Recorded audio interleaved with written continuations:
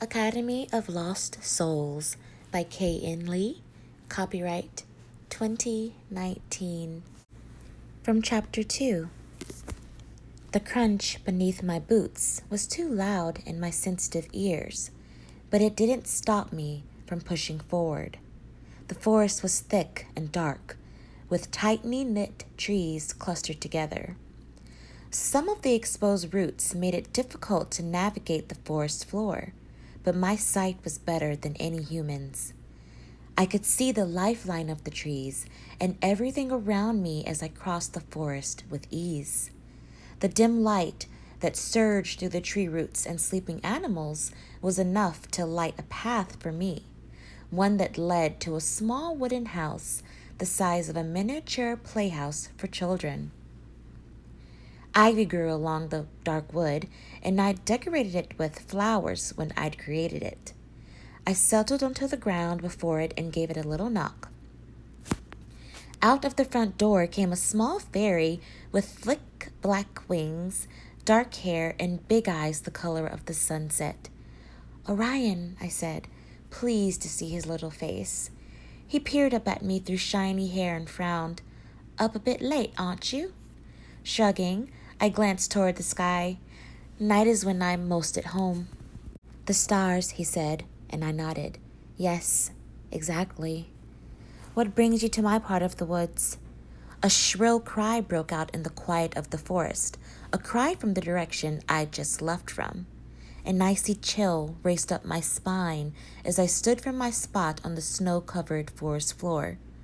"What was that?" I whispered, narrowing my eyes as I gazed through the trees toward the main road that curved down the hill toward my farm. Orion flew up to my shoulder and settled there, peering ahead. "I'll take a look," he said, and his eyes began to glow.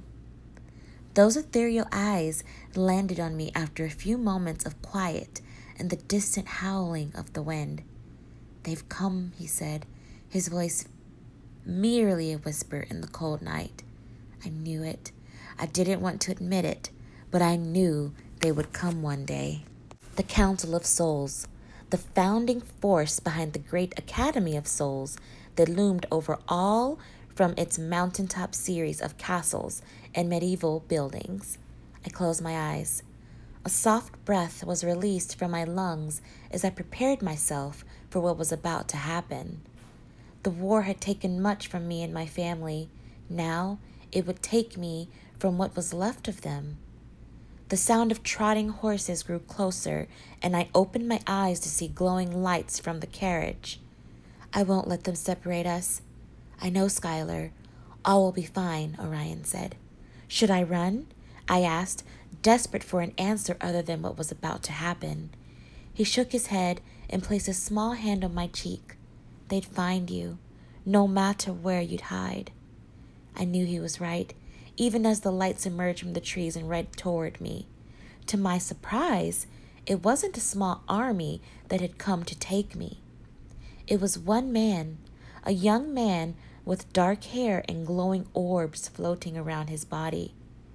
Eyes the color of rust looked to me as he scanned the surroundings. Then he reached out a hand.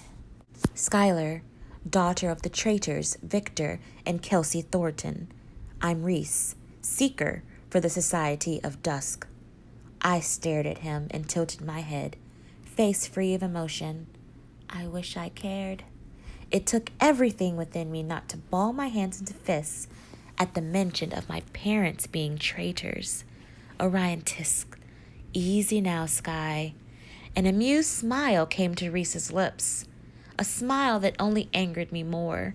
Why did he have to have such a nice face to look at?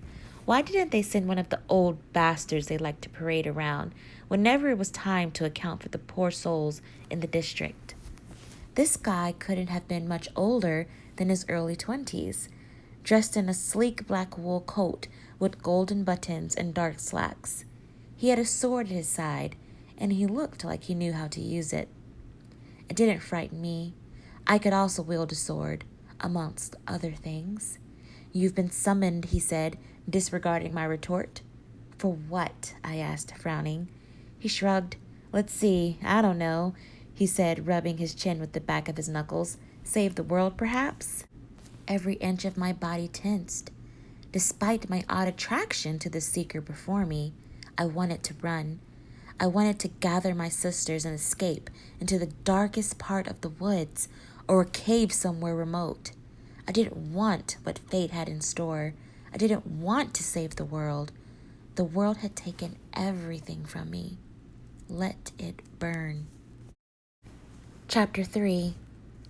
Even in the darkness that stretched across the country, the cream and gold of the palace that housed the Academy of Lost Souls shone beneath the dreary gray skies. Spectacular didn't begin to describe what I saw before me. It was massive, with several smaller buildings scattered around the grounds, and like something from a fairy tale.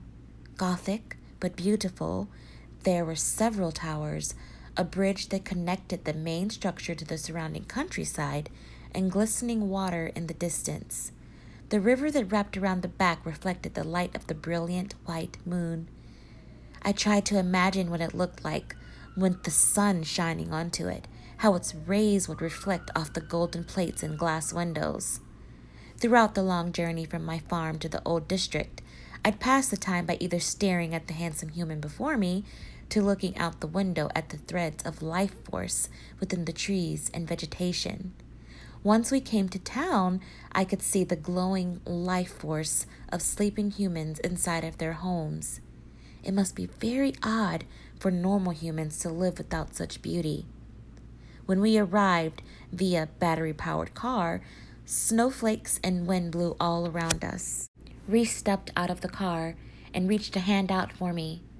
"I'll show you to your room," he said. Instead of accepting his hand, I climbed out of the back and brushed past him. "My prison," I corrected. With a sigh, his brows furrowed. "You are not a prisoner, Skylar, but you could quickly become one if you choose to be difficult." I gave a bitter grin. "Oh, you're making it seem as though I have a choice.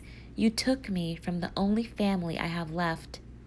"And they will be cared for," he said, "in exchange for your service to the greater good." That made me scoff. "Greater good? That's priceless.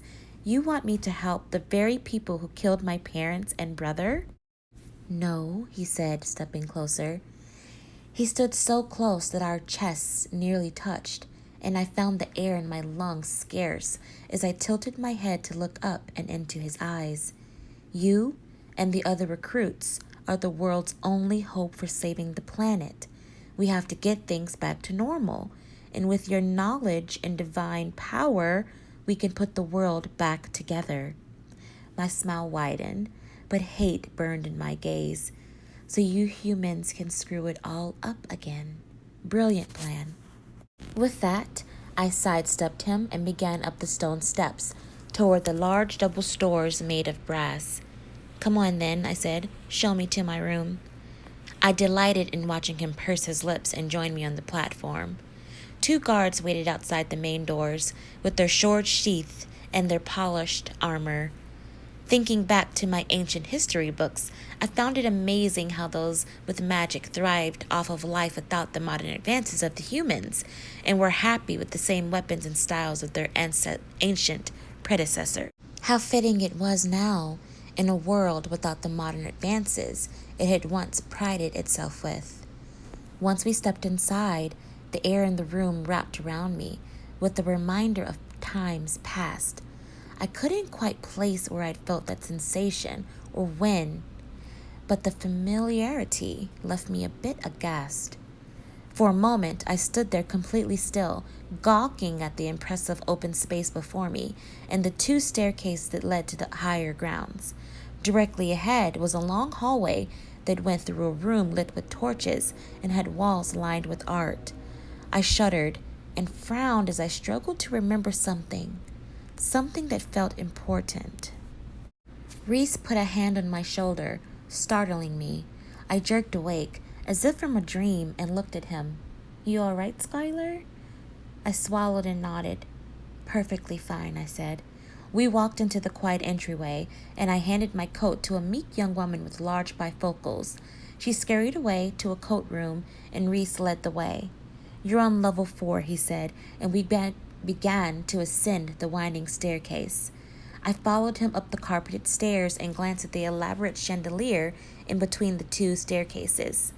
"Looks a bit like the castle in Beauty and the Beast," I said, running my hand along the smooth wooden railing. He glanced over his shoulder. "Bit of a movie fan, are you?" I shrugged. "Used to be." He didn't reply, probably tired of my attitude. I didn't mind. We walked in silence up four flights of stairs and stopped on the floor that was labeled Keepers. Lifting a brow, I stared at the title. Did they truly categorize their students in such a way?